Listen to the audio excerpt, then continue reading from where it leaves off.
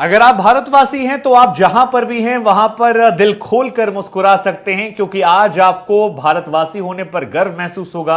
भारत ने, हिंदुस्तान ने, हमने चंद्र विजय कर ली है। 4 साल से हमारे 16,000 वैज्ञानिक जिस चंद्र विजय को लेकर दिन रात संकल्पित थे, फिंगर क्रॉस करके जिस लम्हे का हम और आप इंतजार कर रहे थे, वो लम्हा हमारे पास आ गया है और चांद पर भारत ने विजय हासिल कर ली है। भारत ने चांद पर तिरंगा लहरा दिया है, अशोक स्तंभ लहरा दिया है और चांद पर हम पहुंच गए हैं।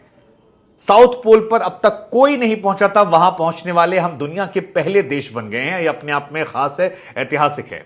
अमेरिका, चीन और रशिया के बाद दुनिया में हम सिर्फ चौथे देश हैं जिसने यह किया है और इसका असर यह होने वाला है कि चांद अब सिर्फ हमारे मामा नहीं रह गए। वो मामा जिन्हें हम दूर से देख कहते थे चंदा मामा आएंगे, अब चंदा मामा आएंगे नहीं, हम लोग चांद पर जाएंगे। भारत वहां पहुंचा है, भारत का तिरंगा वहां पहुंचा है, भारत का झंडा वहां पहुंचा है, इसरो का झंडा पहुंचा है, अशोक स्तंभ जो है वो वहां पहुंचा है।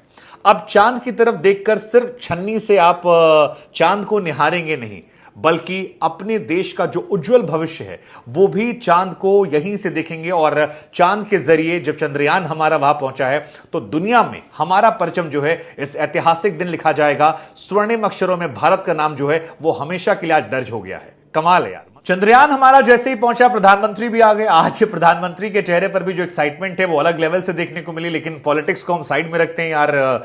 चंद्रयान 3 के लैंडर ने चांद पर पहुंचकर इतिहास रच दिया है और यह इतिहास बहुत बहुत बहुत ज्यादा खास है। 30 मिनट में चंद्रमा की अंतिम कक्षा से 25 किलोमीटर की जो दूरी थी वो हमने पूरी कर ली। और ये एक बहुत इंपॉर्टेंट फेज था, क्योंकि ये माना जा रहा था कि लूना 25 जो है वो क्रैश कर गया था और हमारा वाला क्रैश ना करे, इसलिए हमें धीरे धीरे वहां पहुंच जाना था। लेकिन हम सारी सावधानियों को बरत रहे थे और जैसा कि हमने आपको पहले भी वीडियोस में बताया था कि आखिरी के 15 मिनट बहुत इंपॉर्टेंट होते हैं, क्योंकि उसे फियर ऑफ 15 मिनट कहा जाता है। वहां पर इसरो के वैज्ञानिकों का नियंत्रण जो है वो खत्म हो जाता है और जो एल्गोरिदम आपने चंद्रयान में फिट किया है उस एल्गोरिदम के जरिए लैंडर जो है वो उतरता है। वो उतरा, बड़ी सावधानी से उतरा और 5:30 पर इस प्रोसेस की शुरुआत हुई। शुरुआत में इसकी लैंडिंग जो थी वो थोड़ी रफ थी, लेकिन इसके बाद आसानी से हुई। 5:40 पर कहा है कि लैंडर ने यहां पर वर्टिकल लैंडर की और तब उसकी दूरी जो है चांद से केवल और केवल 3 मीटर रह गई थी, 3 किलोमीटर रह गई थी। इसके बाद 6:04 पर जो हमने आपको समय पहले बताया था, उसी समय पर चांद पर हमारा लैंडर पहुंचता है और यही वो लम्हा होता है जब इतिहास में स्वर्णिम अक्षरों में हमारा नाम जो है वो दर्ज होता है।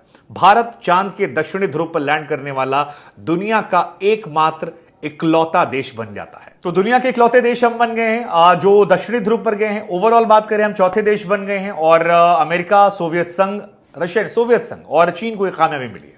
हालांकि प्रोसेस अभी पूरा खत्म नहीं हुआ है, अभी हमारा जो रोवर है वो वहां पर लैंड हुआ। अब इसके बाद क्या होगा, रोवर के इर्द गिर्द धुआं जो है वो बहुत ज्यादा हो गया, धूल धक्कड़ जो है बहुत ज्यादा हो गई है।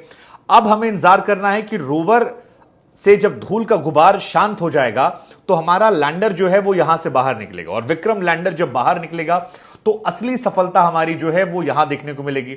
अभी खुशी मनाने का वक्त है। तकरीबन 1.5 से 2 घंटे बाद हम ये मान रहे हैं कि हमारा लैंडर जो है वो बाहर निकलेगा और जैसे ही लैंडर बाहर निकलेगा उसके बाद वहां से शायद संभवतः बहुत सारी तस्वीरें, बहुत सारे वीडियोस जो हैं वो भी आपको मिल जाएंगे। विक्रम और प्रज्ञान जो है रोवर, ये एक दूसरे की तमाम फोटोज खींचेंगे और जैसे ही फोटोज आएंगे मुझे लगता है धरती पर आते ही वो वायरल हो जाएंगी। कमाल है यार ये, क्योंकि इस इतिहास को बनाने में हम दूसरे नंबर पर हो सकते थे। रशिया जो है वो उतरने वाला था, 21 अगस्त को रशिया की लैंडिंग यहां होनी थी। लूना 25 47 ईयर्स बाद यहां जा रहा था, लेकिन वो पहुंचता, वो जाता, उससे पहले इतिहास जो है बदल गया और आखिरी समय ऑर्बिट से वो बदल गया। चांद की सतह पर जाकर वो क्रैश हो जाता है और हमारा जो लैंडर है वो फिलहाल पहुंच गया। सिर्फ 1.5 घंटे का वक्त है। उसके बाद हम जो है वहां से तस्वीरें, फोटोज लगातार देखेंगे, शेयर करेंगे। और यार, तो किसी की हार किसी की जीत बनती है। रशिया अगर 21 को पहुंचता तो शायद हम जश्न नहीं मनाते, अब हम जश्न मना रहे हैं तो वो भटके भटके नजर आ रहे हैं। लेकिन 14 जुलाई को 3:35 पर जो शुरुआत हुई थी उसके बाद 41 दिनों का समय लग गया और धरती से चांद की कुल दूरी जो है वो 3,84,000 किलोमीटर है। अब सवाल आपके मन में होगा कि इसके बाद क्या होने वाला है। तो डस्ट सेटल होने के बाद विक्रम लागू होगा, वो कम्युनिकेट करेगा। इसके बाद रैम खुलेगा, प्रज्ञान रोवर जो है वो रैम से चांद की सतह पर आएगा। फिर चांद की मिट्टी पर अशोक स्तंभ और इसरो की छाप जो है वो छूट जाएगी, और इसके बाद फोटोज खींचकर इंडिया जो है वो वहां आ जाएंगी, और हमारा दोस्ताना जो है चांद से वो काफी ज्यादा बढ़ जाएगा। कहा जाता है कि 50 साइंटिस्ट तो ऐसे थे जो दिन रात यहां पर इसको नजर बनाए हुए थे। कुल 16,000 वैज्ञानिक जो थे वो लगे पड़े थे, और उत्साह बेचैनी जो है वो सबको थी, और ये होनी भी चाहिए, क्योंकि 2019 में जब वहां पर हम गए थे तो फिर बहुत सारे इश्यूज हमें हुए थे, हम नहीं कर पाए थे सॉफ्ट लैंडिंग, लेकिन 19 सी गलतियों से हमने सबक लिया। और सबसे बड़ी बात, एक तालियां हमारे वैज्ञानिकों के लिए भी होनी चाहिए, क्योंकि हमारे वैज्ञानिकों ने जो चंद्रयान 3 बनाया वो लूना 25 के मुकाबले काफी चीप था, उतना पैसा नहीं लगा था, उतनी टेक्नोलॉजी वाला नहीं था।